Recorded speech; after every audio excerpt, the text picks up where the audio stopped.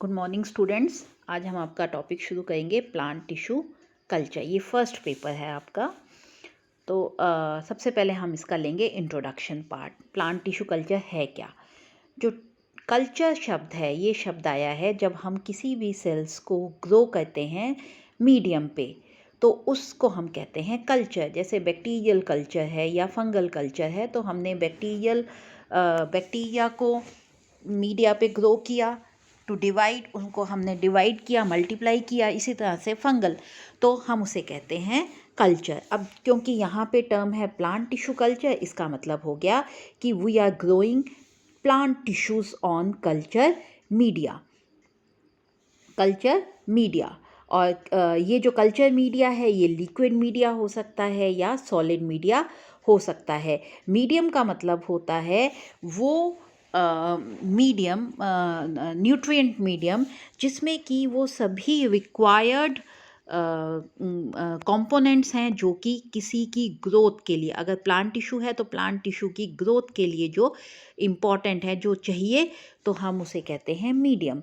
अब यहाँ पे जो ये प्रोसेस होता है प्लांट टिश्यू कल्चर, ये इन विट्रो कंडीशंस होता है। इन विट्रो मतलब under glass conditions and under aseptic conditions. Aseptic conditions मतलब कि that is free of micro organisms. वहाँ पे एसेप्टिक कंडीशंस हैं, इसका मतलब वो स्टरलाइज्ड कंडीशन में होता है जहाँ पे माइक्रोब्स बिल्कुल भी नहीं हैं।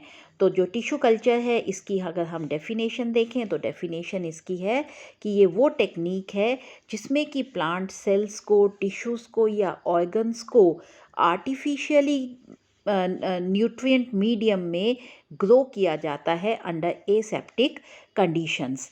जो टिश्यू कल्चर है इसमें सबसे पहले तो ये इन विट्रो कंडीशन है। इन विट्रो मतलब अंडर ग्लास कंडीशंस। एक होती है इन वीवो। इन वीवो मतलब लिविंग कंडीशंस में जो नेचुरल कंडीशंस है, और इन विट्रो मतलब अंडर ग्लास कंडीशन।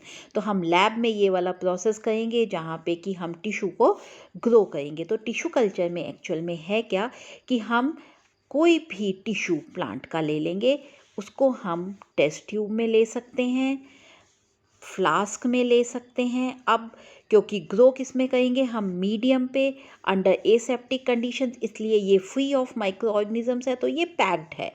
ये पैक्ड है, इसमें हमने मीडिया डाल दिया। किसी में भी हम इसको ले लेंगे, तो जब हम इसमें लेंगे तो इसमें एक छोटा सा हिस्सा लेंगे टिश्यू का।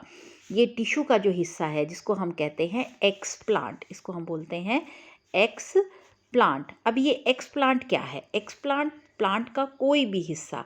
ये एक्स प्लांट सीडलिंग हो सकता है। सीडलिंग मतलब छोटा सा जर्मिनेटिंग जो पौधा है सीड से, वो हो सकता है, या कोई भी ऑर्गन हो सकता है, या पार्ट ऑफ ऑर्गन हो सकता है। पार्ट ऑफ ऑर्गन हो सकता है जैसे लीफ का हिस्सा या स्टेम का हिस्सा या रूट का हिस्सा या फ्लावर का हिस्सा। इसके बाद एक सिंगल सेल भी हो सकता है, या फिर एक सिंगल सेल के बाद सेल विदाउट सेल वॉल, जिसको हम कहते हैं प्रोटोप्लास्ट। जिसको हम कहते हैं प्रोटोप्लास्ट, ये भी हो सकता है।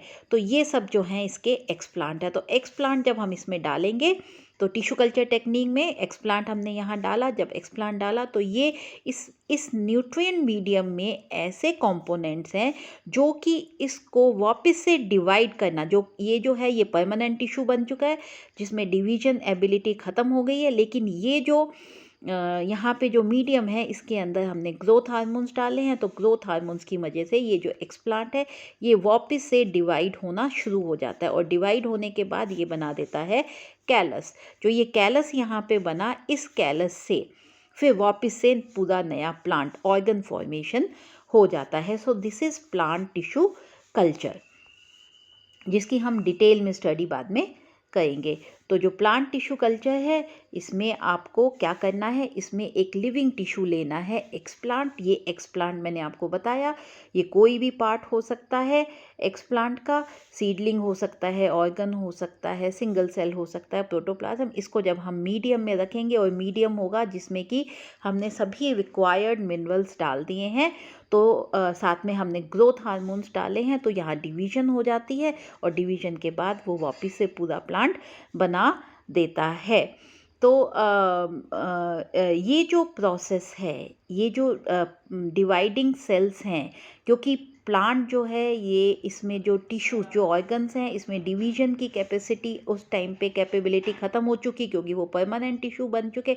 लेकिन वो फिर भी जब ग्रोथ हार्मोन्स के प्रॉपर ग्रोथ हार्मोन्स के कांटेक्ट में आते हैं तो दे अगेन स्टार्ट डिवाइडिंग, वो वापस से उसमें डिवीजन हो जाती है। और इसको ये होता है ड्यू टू टोटी पोटेंसी, जो कि आगे हम डिटेल में पढ़ेंगे।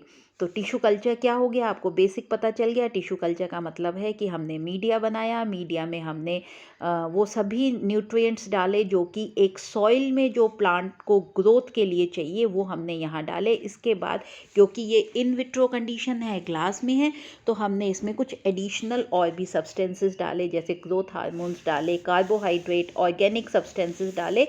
इसके अलावा वो सब मिनरल्स डाले जो कि प्लांट की ग्रोथ के लिए जो सॉइल में होता है। और फिर हमने उसको एसेप्टिक कंडीशंस में, मतलब उसको स्टेरिलाइज कर लिया, और फिर हमने उसमें एक्स प्लांट, कोई भी प्लांट का हिस्सा डाल दिया ताकि वो डिवाइड होके हमें एक कंप्लीट प्लांट बना दे।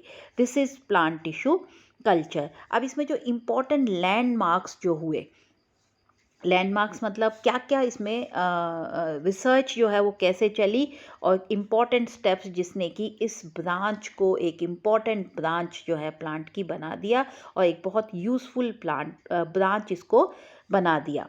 तो सबसे पहले हेबरलैंड जो है 1898 में जिनको ये आइडिया आया, और उन्होंने उन्होंने जो सेल्स हैं, वेजिटेटिव सेल्स हैं, उनको उन्होंने न्यूट्रिएंट मीडियम पे ग्रो किया। वो ग्रोथ उसको न्यूट्रिएंट मीडियम पे उन्होंने उसको मेंटेन किया, आइसोलेट किया और फिर मेंटेन किया। वो मेंटेन तो कर पाए पर वो उसको डिवाइड नहीं कर पाए। क्यों नहीं कर पाए? क्योंकि उस टाइम पे ग्रोथ हार्मोन्स की नॉलेज उनके पास नहीं थी। इस वजह से वो ग्रो उसको डिवाइड उसको नहीं कर पाए। पर बाद में जब ग्रोथ हार्मोन्स की डिस्कवरी हुई तो ये जो ब्रांच है ये बहुत पूरी तरह से डेवलप हुई। इसके बाद हेनिंग का नाम आता है, जिन्होंने मैच्योर एम्ब्रियो को ग्रो किया कल्चर पे। हमारे इंडियन साइंटिस्ट है महेश्वरी गुहा, इन्होंने भी बहुत इम्पॉर्टेंट इन्वेंशन किया, हैप्लॉइड बनाए इन्होंने। उसके बाद कॉकिंग ने प्रोटोप्लाज्म कल्चर किया। कार्लसन ने जो है पहला सोमैटिक हाइब्रिड बनाया। ये सब क्या होते हैं somatic hybrid, haploids, protoplast culture, ये आगे डिटेल में हम पढ़ेंगे। उसके बाद जो रिसेंट जो सबसे लेटेस्ट जो स्टडी आई वो आई रिकॉम्बिनेंट डीएनए टेक्नोलॉजी, जिसमें कि एक छोटे से जीन को ही एक प्लांट से दूसरे प्लांट में डाल दिया गया। जिनको हम कहते हैं ट्रांसजेनिक प्लांट, जिनके पास फॉरेन जीन होता है, ऐसे प्लांट्स को हम कहते हैं ट्रांसजेनिक प्लांट्स।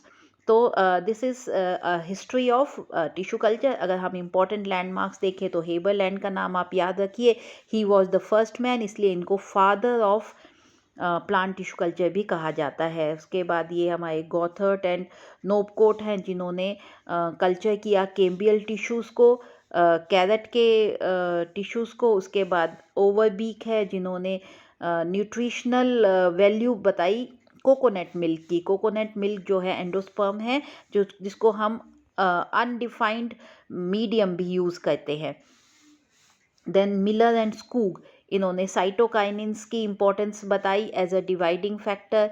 उसके बाद जो रूट और शूट इनिशिएशन मतलब ऑर्गन फॉर्मेशन होता है ऑक्सिन्स और साइटोकाइनिन्स की प्रॉपर रेशियो से, ये स्कूग और मिलर ने बताया। ईसी कॉकिंग ने प्रोटोप्लाज्म का जो प्रोटोप्लास्ट कल्चर है इसका कंसेप्ट दिया। गुहा एंड महेश्वरी ने हैप्लॉइड्स बनाए। तो उसके बाद भी बहुत सी लंबी लिस्ट है, पर these are some important steps और you can say landmarks in the development of plant tissue culture. Thank you बच्चों।